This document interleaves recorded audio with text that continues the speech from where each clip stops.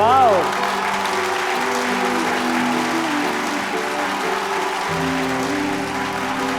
S Kumar, ಬನ್ನಿ ಕುಮಾರ್. ನಾವು ನಂಜುಂಡಿ ಕಲ್ಯಾಣ, ಗಜಪತಿ ಗರುಭಂಗ ಆ ನಂತರ ಅವ್ರು ಮಾಡಿದಂತಹ ಚಿತ್ರಗಳು, ಅದರ ಬಗ್ಗೆ ಮಾತಾಡ್ತಾರೆ. ನೀವು ಆ ಟೈಮಿಂದ ಜೊತೆಗಿದ್ದವರು. ನಿಮ್ಮ ದೃಷ್ಟಿಯಲ್ಲಿ ರಾಘಣ್ಣವರು, ನಿಮಗೆ ಗೊತ್ತಿರುವಂತಹ ಮೆಮರೀಸ್, ಎನಿ ಇನ್ಸಿಡೆಂಟ್, ಪ್ರಾಂಕ್ಸ್ ಏನಿದ್ರು ಹೇಳಿ. ಫಿಲ್ಮ್ ಬಿಡಿ ಸರ್, ಫಿಲ್ಮ್ ಬಗ್ಗೆ ಎಲ್ಲರೂ ಮಾತಾಡಿರ್ತಾರೆ. ಹೌದು, ಅವ್ರ ಲೈಫಲ್ಲಿ ಒಂದೊಂದು ಆಪರ್ಚುನಿಟಿ ಬಂತು. It's a big opportunity. Today may be something ಅದನ್ನು ಒಪ್ಕೊಂಡಿದ್ರೆ ಆಫರ್ ರಿಜೆಕ್ಟ್ ಮಾಡಿದ್ದಾರೆ. ಏನದು?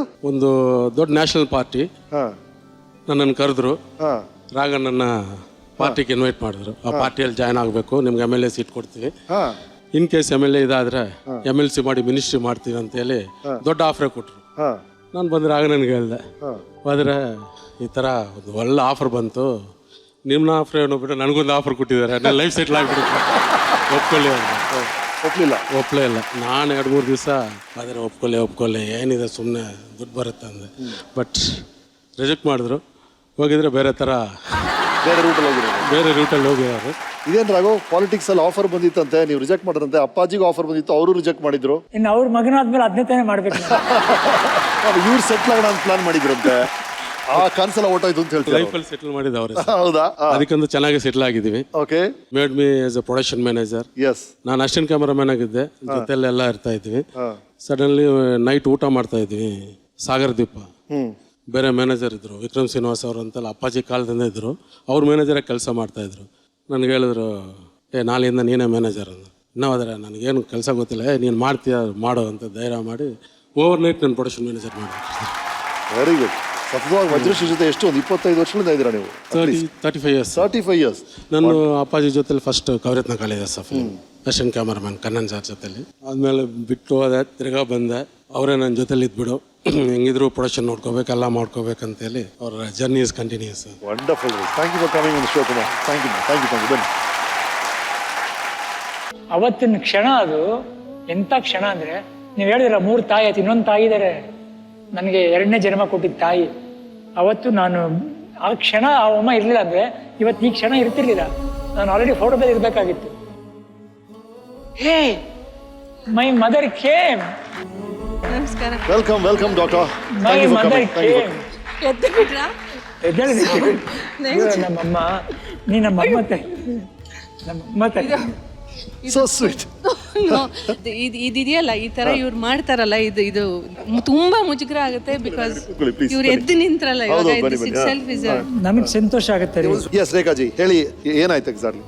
ಅವತ್ತು ಬಕ್ರೀದ್ ಆಗಿತ್ತು, ಸೊ ರಜಾ ಇತ್ತು. ಸೊ ಜಿಮ್ ಯೂಶಲಿ ಕ್ಲೋಸ್ ಆಗಿರುತ್ತೆ, ಬಟ್ ಇವ್ರಿಗೋಸ್ಕರ ಜಿಮ್ ಓಪನ್ ಮಾಡಿ ಎಕ್ಸಸೈಸ್ ಮಾಡೋಂತಹಷ್ಟು ಇವ್ರಿಗೆ ಕ್ರೇಜ್. ಸೊ ಅವತ್ತು ಎಕ್ಸಸೈಸ್ ಮಾಡ್ತಾ ಇದ್ವಿ. He was also running. ನನ್ನ ಪಕ್ಕದಲ್ಲೇ ಟ್ರೆಡ್ಮಿಲ್ ಅಲ್ಲಿ ರನ್ ಮಾಡ್ತಾ ಇದ್ರು, ನಾನು ರನ್ ಮಾಡ್ತಾ ಇದ್ದೆ. Suddenly I notice that he was on his knees, ಮಂಡಿ ಮೇಲೆ.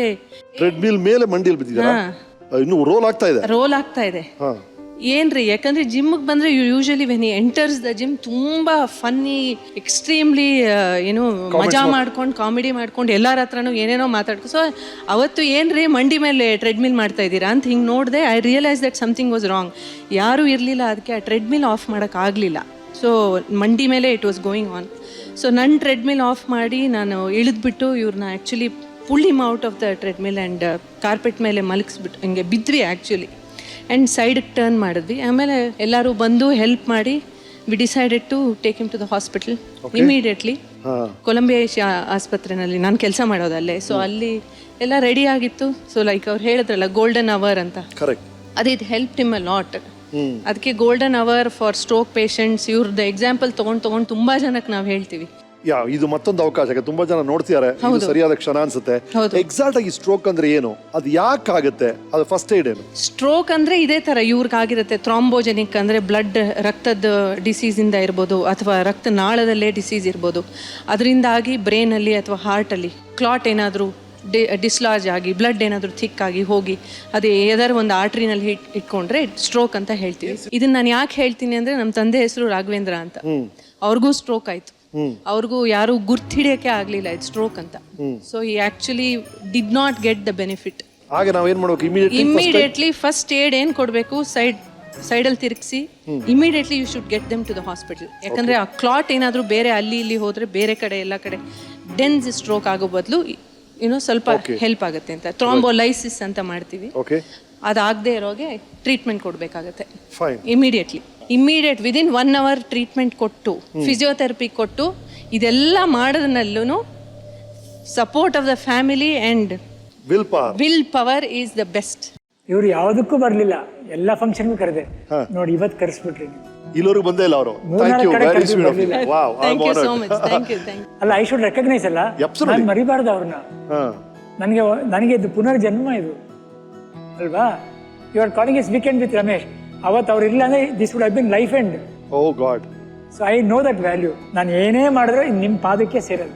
ನಾ ಇವತ್ತೆಲ್ಲ ಹೇಳ್ಬಿಡ್ತೀನಿ, ನೀವೇನು ಮಾಡೋಕ್ಕಾಗಲ್ಲ. ಆಮೇಲೆ ಅವತ್ತು ಇರ್ಬೇಕಾಗಿತ್ತೆ ಜೊತೆಗೆ ಇವರು. ಏನ್ ಅದೇ ಪಕ್ಕದ ಟ್ರೆಡ್ಮಿಲ್ ಅಲ್ಲಿ ಒಬ್ರು ಡಾಕ್ಟರ್ ಇರ್ತಾರೆ, ನಿಮ್ಗೆ ಗೊತ್ತಿರೋರು, ಅವರು ಸ್ಟ್ರೋಕ್ ಬರುತ್ತೆ. ಉಲ್ಟಾ ಪಕ್ಕ ಟ್ರೆಡ್ಮಿಲ್ ಅಲ್ಲಿ ಆಕ್ಟರ್ ಇದ್ದಾರೆ, ನಾವು So beautiful. Thank you so much, Thank doctor. you so Thank you for much. coming. Thank you. Thank you. ನಾವು ಕಮಿಂಗ್ ಬ್ಯಾಕ್ ಟು ನಿಮ್ಮ ಲೈಫ್ ರಿವೆಂಡ್ ಮಾಡ್ತಾ ಇದ್ವಿ. ಈಗ ಅಣ್ಣವ್ರಿಗೆ ವರದಪ್ಪ ಅವ್ರು ಹೇಗಿದ್ರು ಆ ಥರ ಅಪ್ಪು ಕೆರಿಯರ್ಗೆ ದೊಡ್ಡ ಸಪೋರ್ಟ್ ಆಗಿದ್ದವರು ನೀವು. ಸ್ವಸ್ತಿಕ್ ಆದ ನಂತರ ನೀವು ಒಂದು ದೊಡ್ಡ ಪಾತ್ರ ವಹಿಸಿದ್ದು ಅಪ್ಪು ಕೆರಿಯರ್ ಬಿಲ್ಡಿಂಗ್ ಅಲ್ಲಿ. Let's talk about that. Actually Appu career ನಾನು ಬಿಲ್ಡಪ್ ಮಾಡಿದೆ ಅಂತ ಹೇಳಿ, ಬಿಲ್ಡಪ್ ಅಲ್ಲ, ಒಂದು ದೊಡ್ಡ ಸಪೋರ್ಟ್ ಅಂತ ಹೇಳ್ತಾ ಇದ್ದೀನಿ ನಾನು. ಅದಕ್ಕಿಂತ ಹೆಚ್ಚಾಗಿ ನನಗೆ ಕೆಲಸ ಕೊಟ್ಟ ಅಂತ ಹೇಳಿದ್ರೆ ಎಷ್ಟು ಚೆನ್ನಾಗಿರುತ್ತೆ. ಅದೊಂದು that's another way to view it. Correct. ಅವನೊಬ್ಬ ಆ ಟೈಮಲ್ಲಿ ಬರ್ಲಿಲ್ಲ ಅಂತಿದ್ರೆ ನನಗೆ ನಂದು ಪಿಕ್ಚರ್ಗಳು ಚೆನ್ನಾಗಿ ಹೋಗ್ತಿರ್ಲಿಲ್ಲ. ಆಗ ನಾನೊಂಥರ ಸ್ವಲ್ಪ ಸೈಲೆಂಟ್ ಆಗಿ ಹಿಂದಕ್ಕೆ ಹೋಗ್ತಾ ಇದ್ದೆ. ಆ ಟೈಮಲ್ಲಿ ನನಗೆ ಮತ್ತೆ ಒಂದು ಇದನ್ನ ಕೊಟ್ಟ, ನನಗೆ ರಾಗಣ್ಣನೇ ಕೇಳಬೇಕು, ಅಪ್ಪು ನಿಂತಿರೋ ರಾಗಣ್ಣ ಅಂತ ಅವನೇ ಹೇಳ್ತಾನೆ. ಯಾವ ತಮ್ಮ ಹೇಳ್ತಾನೆ, ಅವ್ನು ಸ್ಟಾರ್, ಅವನಲ್ಲಿ ಎಲ್ಲ ಪ್ರತಿಭೆ ಇದೆ, ಅವನಿಗೆ ಒಳ್ಳೆ ಕಥೆಗಳು ಸಿಕ್ತು. ಆದ್ರೆ ನನಗೊಂಚೂರು ಹೆಸರು ಕೊಡ್ತಾ ಇದ್ದಾನೆ. ನನಗೆ ಅದು ಒಂಥರ ಎಂಜಾಯ್ ಮಾಡ್ತಾ. I love script making more than acting. Scripting ತುಂಬಾ ಇಷ್ಟ ನನಗೆ. ಅಂಡ್ ದೆನ್ ಈ ಹಂತದಲ್ಲಿ ನಿಮ್ಮ ಆರೋಗ್ಯ ಕಟ್ಟ ನೀವು ಶಿವಣ್ಣ ಅವ್ರ ಬಗ್ಗೆ ಮಾತಾಡಿದ್ರಿ. ಆ ಟೈಮಲ್ಲಿ ಅಪ್ಪು ಅವ್ರ ರಿಯಾಕ್ಷನ್ ಹೇಗಿತ್ತು, ಏನೇನಾಯ್ತಲ್ಲ? ಅಪ್ಪು US ಅಲ್ಲಿ ಇದ್ರು ಶೂಟಿಂಗ್ ಅಲ್ಲಿ. ಅವ್ರಿಗೆ ಕನ್ಫ್ಯೂಷನ್, ನಾವು ಬರ್ಬೇಕಾ ಶೂಟಿಂಗ್ ಕ್ಯಾನ್ಸಲ್ ಮಾಡಿ. ಪ್ರೊಫೆಷನಲ್ ಕಮಿಟ್ಮೆಂಟ್ ಇದೆ. ನಾನು ಅವಳಿಗೆ ಫೋನ್ ಮಾಡಿ ಹೇಳಿದೆ, ಫೋನ್ ಮಾಡಿ ಅಪ್ಪು ಬರಬೇಡ ಅಂತ ಹೇಳು, ಎಲ್ಲ ಇಲ್ಲಿದ್ದಾರೆ, ಏನ್ ಮಾಡ್ತಾರೆ ಬಂದಿಲ್ಲ ಅವರು, ಚೆನ್ನಾಗಿದ್ದೀನಿ ಅಂತ ಹೇಳು ಅಂತ. ಅಲ್ಲಿಂದ ಬಂದ ಅವನಿಗೆ ನನ್ನ ಮುಖ ನೋಡೋಕೆ ಆಗ್ತಿಲ್ಲ. ಅವ್ನಿಗೆ ಏನಂದ್ರೆ ಇಷ್ಟು ಚೆನ್ನಾಗಿ ಎಕ್ಸರ್ಸೈಸ್ ಮಾಡ್ತಾರೆ, ನನ್ನ ಜೊತೆ ಓಡಕ್ ಆಗ್ತಿರ್ಲಿಲ್ಲ. ಅಪ್ಪು ರಗಣ ಸಾಕು, ರಗಣ ಟಯರ್ಡ್ ಆಗುತ್ತೆ ನನಗೆ ಅಂತ ಹೊರಟೋಗ್ಬಿಡೋರು. ಈಗ ಹಿಂಗಾಯ್ತು ನಿಮ್ಗೆ. ನಾನು ಊಟ ಲೆಕ್ಕಾಚಾರ ಹಾಕೊಂಡು ಊಟ ಮಾಡ್ತಿದ್ದೆ. ಜನಗಳಿಗೆ ಒಂದು ರಾಂಗ್ ಎಕ್ಸಾಂಪಲ್ ಆಗ್ಬಿಡ್ತೀನಿ ನಾನು. ಚೆನ್ನಾಗಿ ಊಟ ಮಾಡ್ಕೊಂಡು ಚೆನ್ನಾಗಿ ಎಕ್ಸರ್ಸೈಸ್ ಮಾಡ್ಕೊಂಡಿದ್ರೆ ಹಿಂಗೆ ಆಗೋಗುತ್ತೆ ಅಂತ ಬಂದ್ಬಿಡುತ್ತಲ್ಲ ಅಂತ, ಆ ಥರ ಬೇಜಾರಾಗ್ಬಿಡ್ತು. ಕರೆಕ್ಟ್. ಬಟ್ ಫ್ಯಾಮಿಲಿ ದೇವ್ರು ನನಗೆ ಹೆಂಗೆ ವಾಪಸ್ ಕರ್ಕೊಂಬಂದ್ಬಿಟ್ಟ ಅಂದರೆ ಒಂಥರ ಏನೋ ಮತ್ತೆ ಇದೆಲ್ಲ ತಿರ್ಗಾ ನಡೀತಾ ಇದೆ ಅಂದರೆ ಇದೊಂದು ಭ್ರಮೆನ ನಿಜಾನ ಗೊತ್ತೇ ಆಗ್ತಿಲ್ಲ. ನಾನು ಈ ಪ್ರೋಗ್ರಾಮ್ ನೋಡ್ತಾ ಇದ್ದೆ, ನನ್ನ ಅವಾಗ 1-2 ಸಲ ಕೇಳಿದ್ರು ನೀವು ಬರ್ತೀರಾ ಇದಕ್ಕೆ ಅಂತ. ಅಂದೆ ನಾನು ಏನೂ ಮಾಡಿಲ್ಲಪ್ಪ, ಬರಲ್ಲಪ್ಪ, ದಯವಿಟ್ಟು ನಾನು ಕರಿಬೇಡಿ, ನನಗೆ ಈ ಚೇರ್ ಮೇಲೆ ಕೂತ್ಕೊಳ್ಳೋ ಅರ್ಹತೆನೇ ಇಲ್ಲ ಅಂತ ಹೇಳಿದ್ದೆ. ಮತ್ತೆ ಈ ಸಲ ಹೇಳಿದ್ರಿಲ್ಲ, ನೀವು ಮತ್ತೆ ಪಿಕ್ಚರ್ ಮಾಡ್ತಿದ್ದೀರಾ, ಬನ್ನಿ, ನೀವು ಒಂದು ಸ್ಫೂರ್ತಿ ಆಗುತ್ತೆ ಬನ್ನಿ ಅಂತ ಹೇಳಿದಾಗ ಇವಾಗ ನನಗೆ ಬರೋಕ್ಕೆ ಆಸೆ ಆಯಿತು. ಬಟ್ ಇವಾಗಲೂ ನನಗೆ ಇದು ಭ್ರಮೆನ ನಿಜಾನ ಗೊತ್ತಿಲ್ಲ.